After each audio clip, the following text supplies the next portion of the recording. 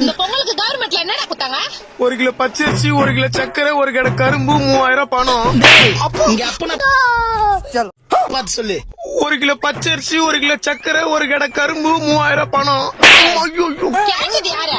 என்ன பார்த்து சொல்லு. 1 கிலோ பச்சரிசி, 1 கிலோ சக்கரை, 1 கடை கரும்பு, 3000 பணம். என்ன உங்களுது? குத்தாங்களா? மாசம் மாசம் நான் தான் ரேஷன் கடைக்கு போவேன். இந்த வாட்டி இருந்தாலே மாட்டுடா போறேன்னு சொன்னேன். சரி டவுட்டோட விட்டேன் நானு. இப்ப சொல்றாரு 3000 பணத்தை காணுன்னு. நடிப்பு. என்னைய 3000 பணத்தை வாங்கி சட்ட பாய்க்குல தான் வச்சேன். 3 நிமிஷத்துல அவளே பணத்தை எடுத்துட்டு ஏமால பதிய போடுறான். அப்ப நான் எடுத்து 3000 கவர்மெண்ட்ல கொடுத்ததானா?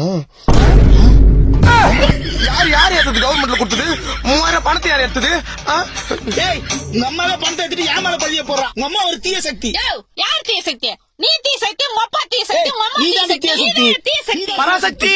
இது பராசக்தியா? உங்களுக்கு நடுவுல நான் தானே மாட்டினுக்கிறேன். டேய் இங்க பாரு, பொங்கலுக்கு கவர்மெண்ட்ல ஜனங்களுக்காக 3000 ரூபாய் கொடுத்தாங்க. ஆட்டியா போறேன்னா உங்க அப்பா, இது நியாயமா? ஜனங்களுக்கான ஆட்டையை போடக்கூடாது, ஆனா ஜனநாயகனுக்காக ஆட்டையை போடலாம்.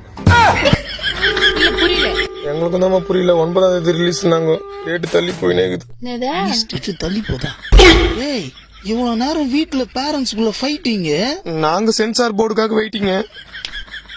இவன் தாண்டி எடுத்துக்கிறான் பணத்தை. ஏய் என்ன ஜனநாயகனா? பொங்கலுக்கு எல்லாம் ரிலீஸ் ஆகாது. கூட்டுற காசு. பொங்கலுக்கு ரிலீஸ் ஆகாதா? ரிலீஸ் ஆகுற அன்னைக்கு தான்ப்பா பொங்கலே.